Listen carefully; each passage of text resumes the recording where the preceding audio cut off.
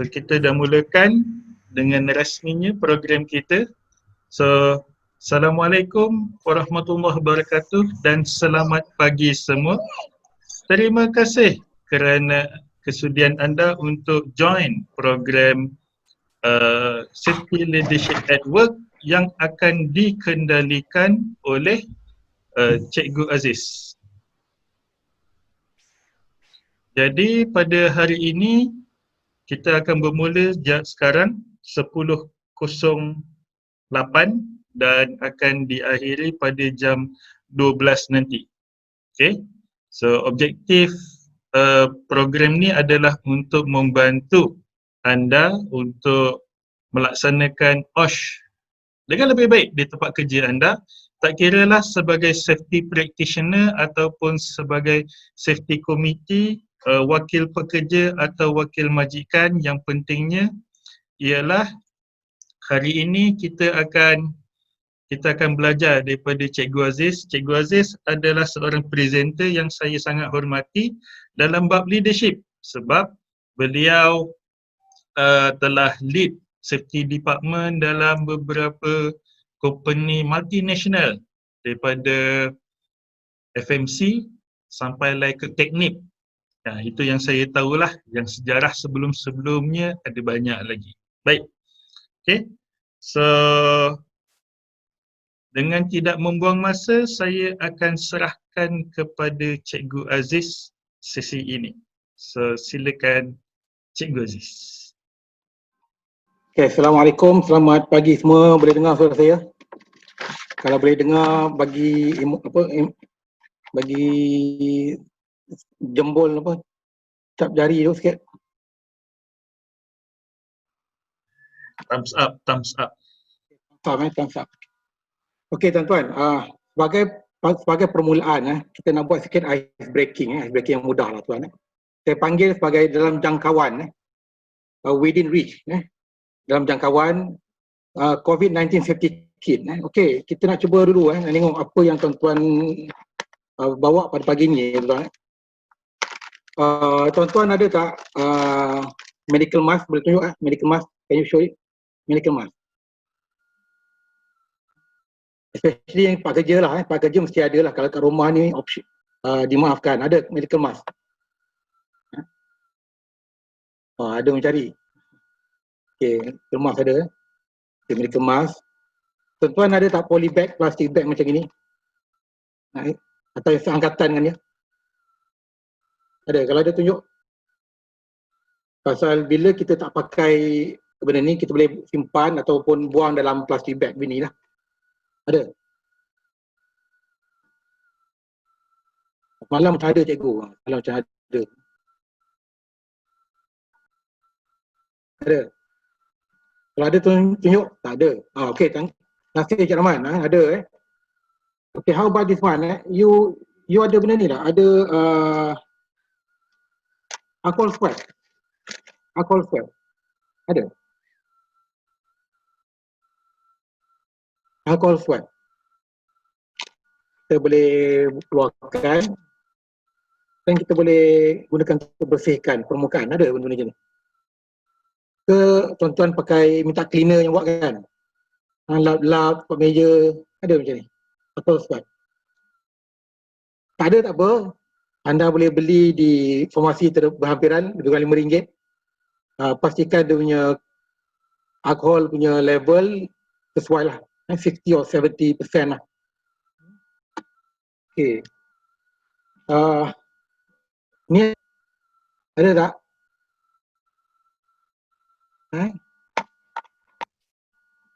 Hand sanitizer.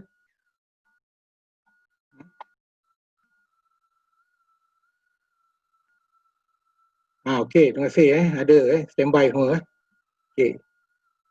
Last sekali Ada standby macam ni Ada standby ni? Ni kalau tuan-tuan standby ni rare lah ni. Saya ada tuan-tuan ni untuk pakai dalam kenderaan saya sendiri. Kalau tuan-tuan ada ni kira bonus ni, bonus. Untuk saya buat disinfection. Okay, anyway tuan-tuan apa yang saya cuba tunjukkan tadi lah satu bentuk persiapan yang kita kena ada lah. Tuan-tuan kena ingat sebagai orang yang menjadi contoh, maka kita perlu ada bahan-bahan tersebut pada hari ini lah. Hari ini kalau sedikit macam ni kita tak ada, tak nampak, tak pakai, tak guna, kita sudah hilang banyak markah lah sebagai seorang yang ingin dicontohi. Boleh tuan-tuan? Okey. Tuan-tuan dah bersedia nak dengar ni? Kalau dah bersedia tuan-tuan, type Y tuan-tuan, maknanya ya. Dah sedia nak mendengar?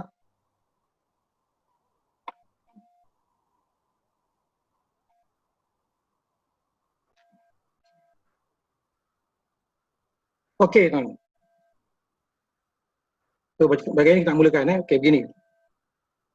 Okey, ini perkara yang kita akan bincangkan pada hari ini. Ini perkara yang kita akan bincangkan pada hari ini.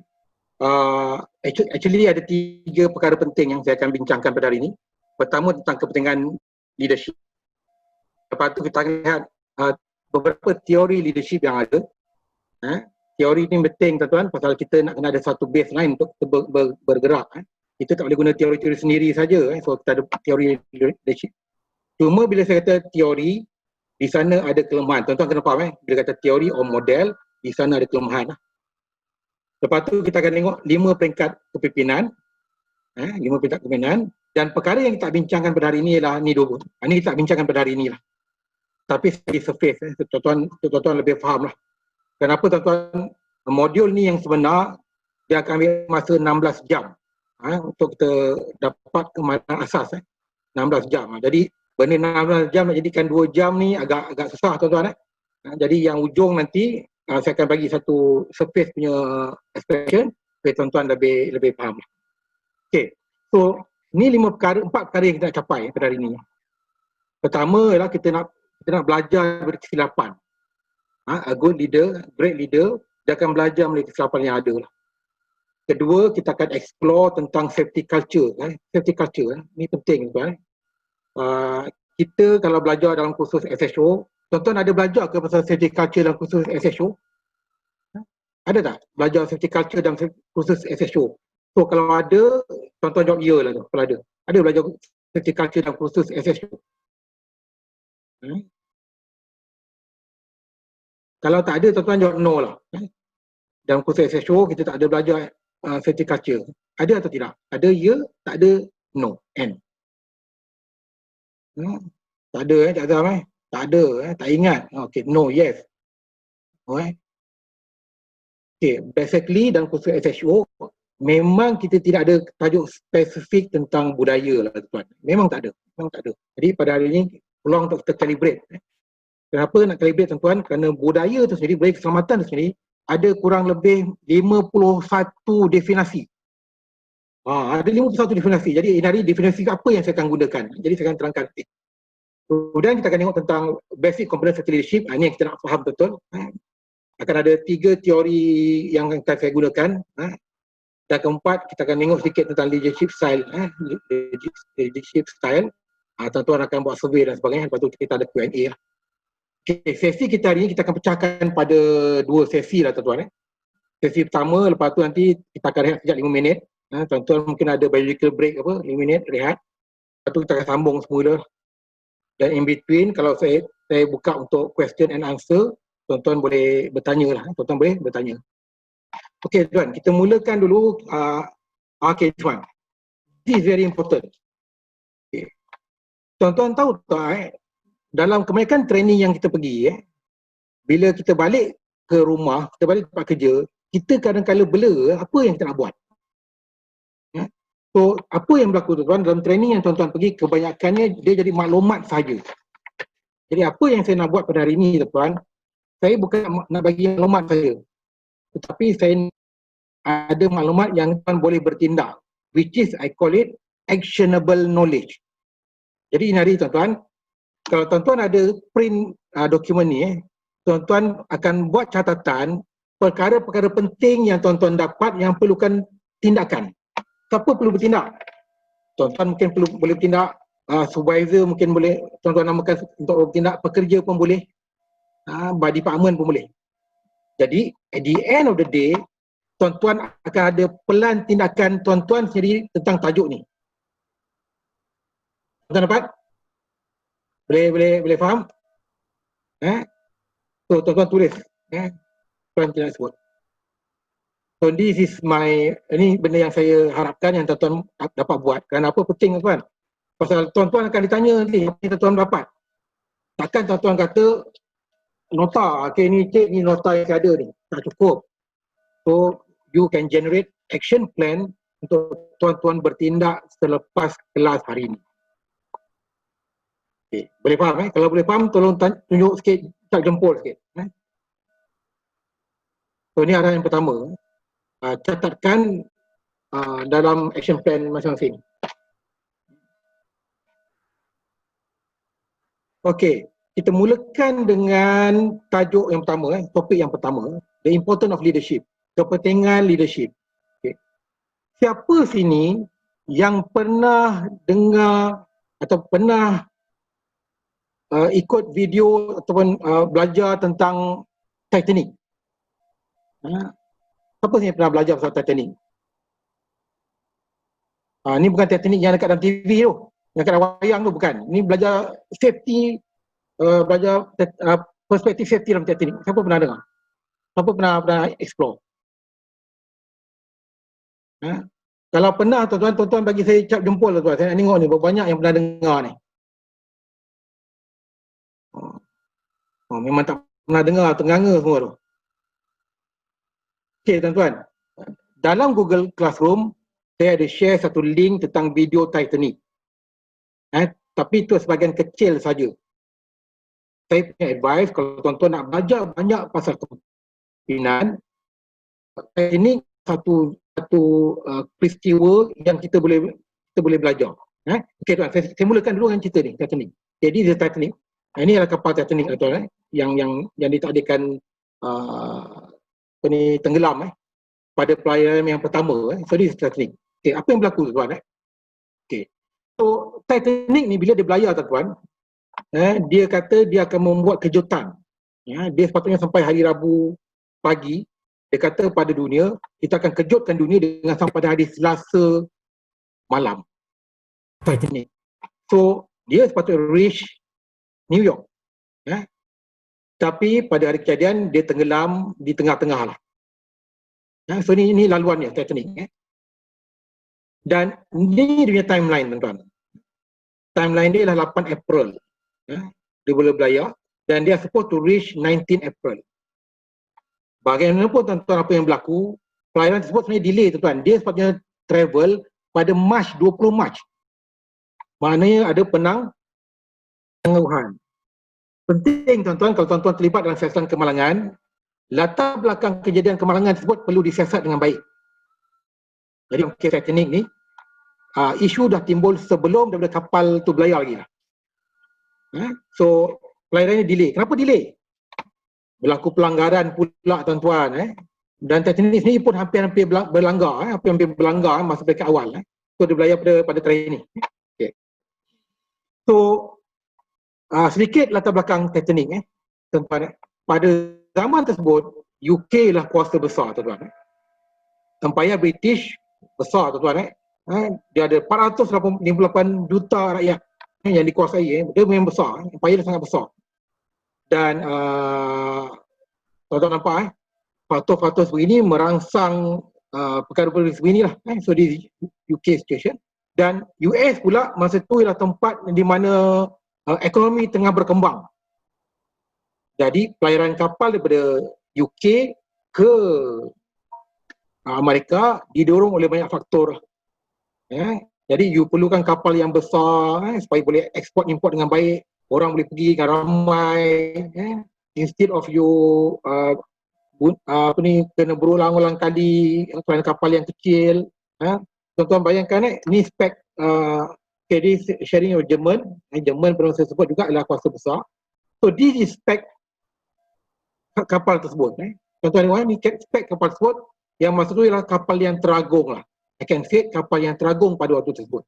Dengan panjangnya 270 meter, ketinggiannya 25 tingkat, tuan-tuan 25 tingkat, beratnya 46 tan, speed 23 knot, 1 knot lebih kurang 1.85. Pada hari kejadian dia lari pada speed 21 hingga 22.5 tuan-tuan, sangat pantas. Pasal dia kata apa, kita nak menggemparkan dunia. Ni dia. Dan kos dia 400 juta. 400 juta ni kira filem Titanic je dah 200 juta tuan-tuan. Tapi pada zaman dahulu 400 juta ni memang banyaklah kosong dia. Tapi nak cerita pada tuan-tuan, if you are talking about technology, it doesn't mean it solve everything. Kadang tuan-tuan faham, kadang kita ni terpedaya dengan teknologi. Too technical, tapi at the end of the day ada banyak faktor lain yang kita terlupa. Kerana dalam kemalangan tuan, it's not only teknologi. Kurang-kurangnya ada 3 perkara dalam kemalangan. Pertama, is about people, human kita. Kedua, teknologi. Ketiga ialah organization. Okay, so ni antara fakta yang ada lah. Antara fakta. Dan Captain E.J. Smith ialah Captain, masa tu title dia lah commander lah. Mana paling otai lah. Dan dia dijadualkan bersara pada selepas pelayaran tersebut. Otai ni bersara. Tapi kena ingat, dia tidak ada pengalaman untuk handle kapal sebesar ni. Dia tak ada pengalaman. Tapi dia punya statement kata, dia kagum. Dia kagum tentang kapal ni. Kerana kehebatan kapal tersebut. Tuan-tuan, sebagai pemimpin, kita tak boleh overconfident sangat tuan-tuan. Sifat curiosity penting. Sifat curiosity penting. Boleh tak tulis sikit kataan sifat curiosity, sifat curiga tu penting. Boleh tak siapa tulis sifat curiga? Sifat curiga tu penting. Tulis sikit sifat curiga. Boleh? Curiga kena penting pasal kita tak boleh depend on teknologi. Kita tak boleh kagum dengan teknologi. Curiga, yes, penting. Terima kasih. Terima kasih. Curiga penting. Tapi menunjukkan bahawa Captain E.J. Smith memang terlalu kagum lah dengan apa yang berlaku lah. Dan ini mempengaruhi pelayaran tersebut. Sebagai contoh, sebagai contoh, dia membatalkan drill tuan-tuan. Drill, semasa dia batalkan drill tersebut. Beberapa hari sebelum kemalangan dia batalkan drill. Pasal dia terlalu confident tuan-tuan. Dia terlalu confident. Okey. Dari mana datang iceberg? Ni faktor environment. Tuan-tuan kena faham tuan-tuan, bila kita bekerja, kita kena peka dengan environment. Tuan-tuan tak boleh nak shock sendiri tuan-tuan.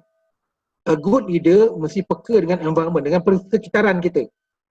So dalam kes ni, dia tak ambil pot benda-benda macam ni. Dia tak ambil pot benda ni. Iceberg tu dah belayar, datang, dia tak ambil kira lah. Dia tak ambil kira.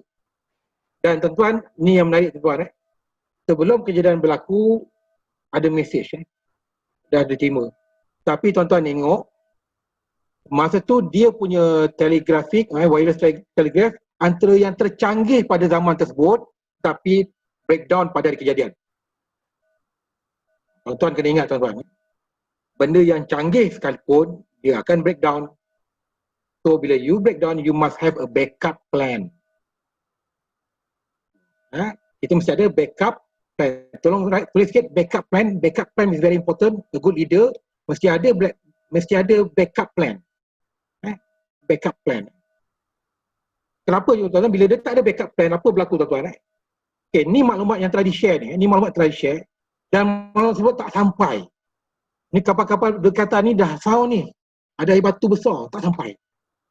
Jadi make things worse, kapal berlayar dengan kelajuan paling maksimum 21 hingga 22.5 dan bila mereka nampak air batu tersebut, masa tu dah tak sempat tuan-tuan. Dia cuba mengelak, So bila dia mengelak, is another mistake. Because Titanic dia didesign kalau nak berlanggar secara berdepan tuan-tuan. Kapal ni dah ada kompartmen. Once again, is the leader aware with the technical requirement? Is the leader tahu tak siapa benda-benda macam ni? Penguasaan benda ni penting tuan-tuan. Penguasaan benda ni penting. Okey, so tuan-tuan tengok ni jumlah orang yang selamat. Jumlah orang yang selamat. Tuan-tuan akan dapati kebanyakan yang selamat ialah budak-budak dan juga wanita. Nampak tak? Kebanyakannya ialah budak-budak dan wanita. Dan banyak yang meninggal ialah lelaki. Nampak? Yang meninggal lelaki, paling banyak. Kenapa tuan-tuan? Okey. Di dalam kapal tersebut ada dua pegawai. Satu pegawai itu ialah pegawai yang baru nak up. Dia gantikan pegawai yang lain. Dia masuk bertugas beberapa jam sebelum kejadian, tuan-tuan. So, apa berlaku? Pegawai pertama mengatakan selamatkan pelanggan semua, selamatkan penghuni kapal, lelaki dan perempuan dan kanak-kanak dahulu. Women and children first, ni arahan dia. Tetapi pegawai yang kedua cakap pada grup yang lain, selamatkan wanita and children only. Satu patah perkataan je, tuan-tuan. First and only make a difference. Tuan-tuan nampak? As a leader, communication penting, tuan-tuan. Communication penting. Communication sangat penting. Tolong write communication penting sebagai leader. Tolong tuliskan communication penting sebagai leader. So, bila dia penting, kita memang kena belajar. Kalau tidak, tuan-tuan, hanya 4-5 patah huruf saja make a big difference. Kita tengok data. Save women and children first versus save women and children only. And make things worse, tuan. Make things worse, tuan. Dalam kapal ni cuma ada lebih kurang 19 bot menyelamat instead of 48. 19 saja. So kenapa 19? Satu kerana kosmetik, kedua kerana requirement. Standard kata dah okey mak. Tuan-tuan kena ingat, tuan. Akta, guideline, ICOP dan sebagainya is a minimum requirement. Tuan-tuan jangan ingat I fulfill the law, selamat. Dan case teknik is an evidence. Rupa-rupanya akta law yang ada sudah expired, sudah lapuk. Tuan-tuan sebagai leader, tolong semak balik tuan-tuan. Profil tuan-tuan, highlight tuan-tuan, dah update tak dengan COVID punya hal? Kalau tak update, siapa dah update? Saya nak tengok, siapa yang dah update? Dah update, highlight dia ada. Tengok, siapa dah update? Kalau update, tolong mengaku, dah. Jawab dah kalau dah update. Kalau tak update, cakaplah no. Nak tengok ramai.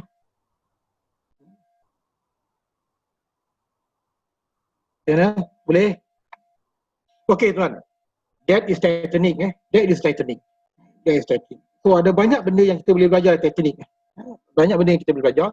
Tadi saya share tentang teknologi. Teknologi bukan ubat buat mujarab untuk segala perkara. Saya share juga tentang readiness. Orang kena dilatih, backup plan mesti ada.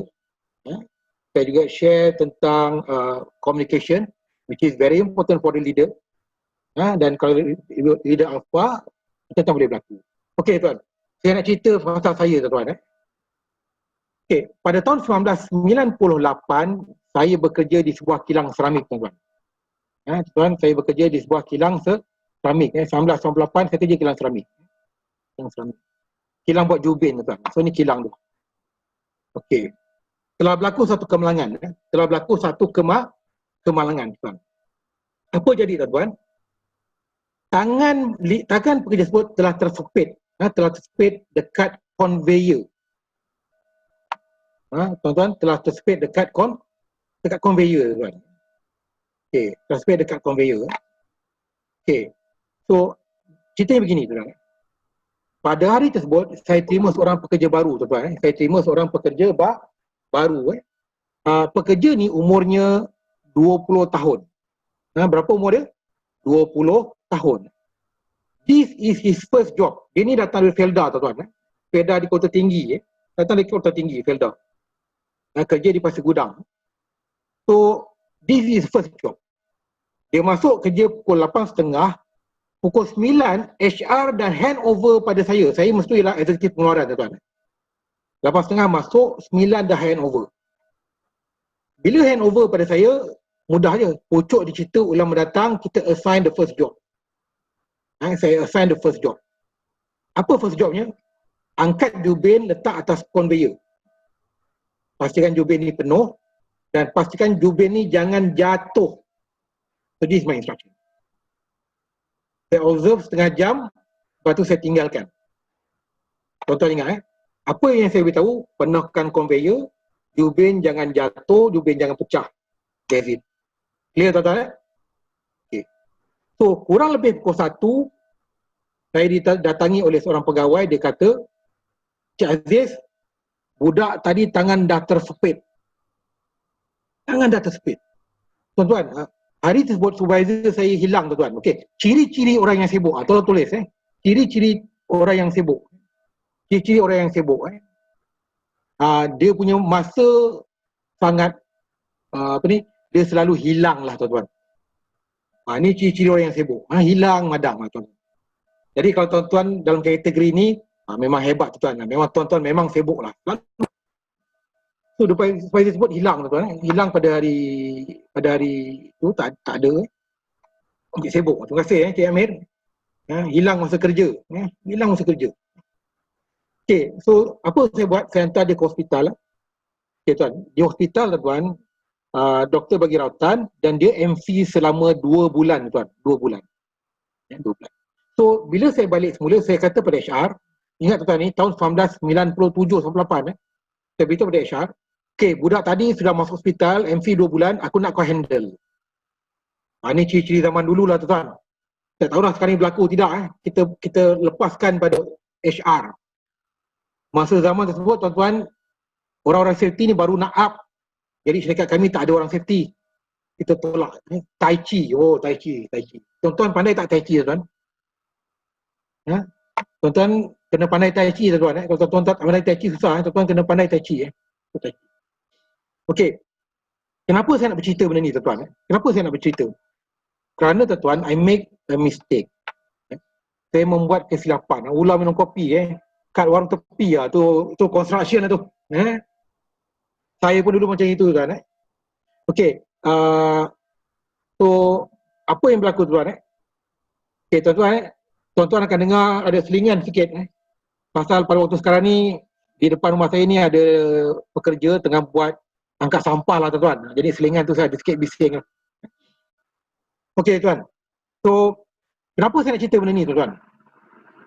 Kerana tuan-tuan, selepas 2 bulan, pekerja tersebut tidak balik semula bekerja. Pertama. Kedua, saya gagal melawat mangsa tuan-tuan. Saya tak lawat mangsa tuan. Jadi ini adalah satu dosa besar tuan-tuan. Tuan-tuan kalau jadi eksekutif pengeluaran, tuan-tuan sendiri kemalangan, tuan-tuan tak buat follow up, tuan-tuan melakukan kesalahan yang besar tuan-tuan. Dan bila saya merasakan benda ni, tuan-tuan, saya selalu share. Bila saya ada pertemuan yang pertama macam ini, saya selalu share cerita tersebut. Supaya kita faham. So agak-agak tuan-tuan, apa kesilapan saya pada hari tersebut? Cuba tuan-tuan komen, apa kesilapan saya pada hari tersebut? Apa kesilapan saya pada hari tersebut? Yang tuan-tuan nampak lah, yang saya buat pada hari tersebut. Cuba tuan-tuan komen sikit, apa kesilapan saya?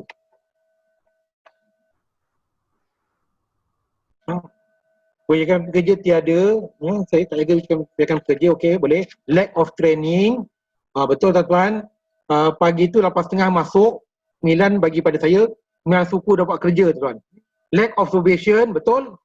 Hilang, supervisor hilang, saya hilang. Tak ada follow up. Tak ada alatan awal, taklimat, OJT tak ada, yes, briefing tak ada, tak bertanggungjawab. Masya Allah, betul tuan. Poor leadership, memang betul tepat sekali. Okey, so ini poin saya. Dalam mana-mana pertemuan tuan-tuan dengan orang-orang baru, tuan-tuan kena ingatkan mereka tentang hazard. Bagaimana kemalangan boleh berlaku. Pasal apa tuan-tuan? Kalau mereka tak kenal hazard, boleh tak dia uruskan hazard tersebut? Kalau pekerja tak kenal hazard, boleh tak dia uruskan kerja tersebut dengan baik? Tak boleh, betul No, tak boleh. So, cara pertama tuan-tuan, dalam user training, pertemuan dan kerja baru, always emphasize on hazard. Kena emphasize on hazard. Jangan assume mereka faham. Then this lead to poor leadership, tuan-tuan. Assuming, tak coaching, itu semua ciri-ciri poor leadership, tuan-tuan. Okay, terima kasih tuan-tuan. Perkara ini, saya ingat. Okay.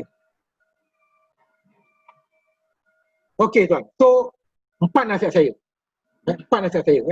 Tuan-tuan tengok dalam nota kosong. Okay, nasihat saya. Yang pertama, admit mistake. Kita buat silap, we must admit mistake. Kena terima hakikat. So, you must admit mistake. You must always mistake. Saya buat silap. Itu yang pertama. Yang kedua, learn from mistake. Belajar dari kesilapan yang berlaku. Dan jangan ulang. Belajar dari kesilapan yang berlaku dan jangan ulang. Tapi yang membezakan kita dengan orang lain, ajar orang lain. Selalu berlaku, ni ya mungkin. Yang lebih teruk lagi, tak ambil langsung. So, ajar orang lain. Kemudian, move beyond your mistake. Maju ke depan.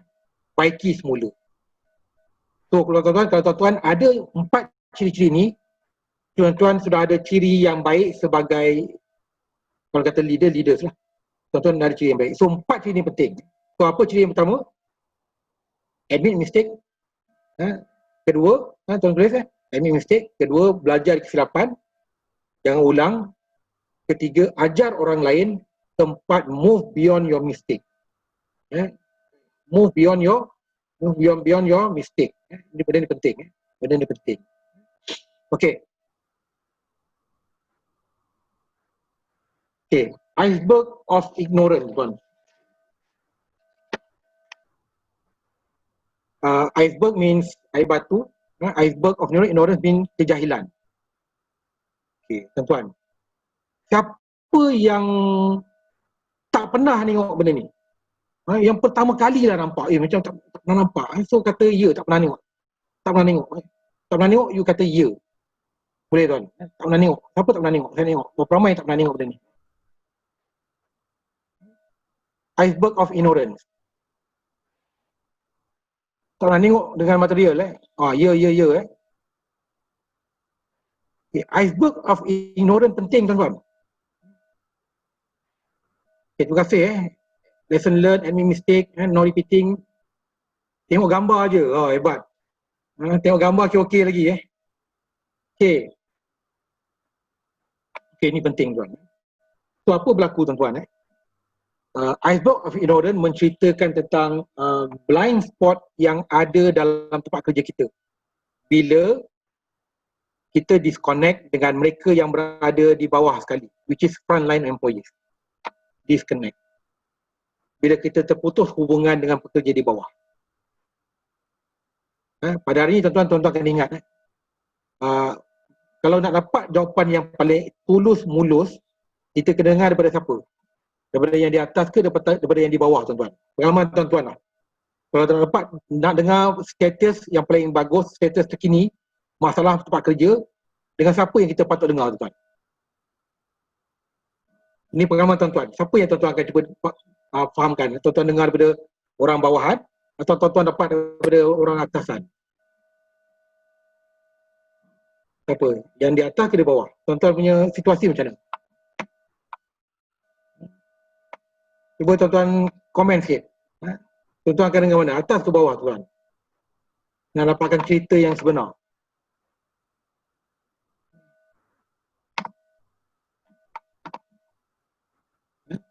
So, iceberg of ignorance menceritakan bahawa there is disconnect. Terdapat putus bila mana orang yang di atas tidak berhubung dengan orang yang di bawah. Jadi maklumat yang tuan-tuan pilih, yang tuan-tuan terima yang di atas ialah maklumat yang terpilih sahaja, which is very sangat-sangat berisiko tuan. Jadi hari ini tuan-tuan, dalam kursus hari ini, dalam perkongsian kita pada hari ini, kita nak atasi benda ni, kita nak avoid benda ni. Because why tuan? apa yang berlaku dalam majlis syarikat kita ialah shadow of their leaders. Setiap masalah yang berlaku tempat kerja kita ialah bayang-bayang sebenar tentang leaders yang ada lah tuan. Kalau tuan-tuan ada banyak masalah, tuan-tuan akan lihat benda ni.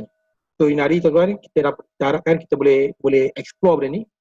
Bagi kita boleh mengelakkan blind spot ini. Because 96% of problem are not known to the top managers. Ni kajian, ini Japanese. Orang Jepun buat kajian dan dia come up with these things. Okay tuan. Okay, ada soalan? Okay, saya buka untuk pertanyaan. Ada apa soalan? Kalau ada nak tanya, boleh angkat tangan. Jadi saya boleh.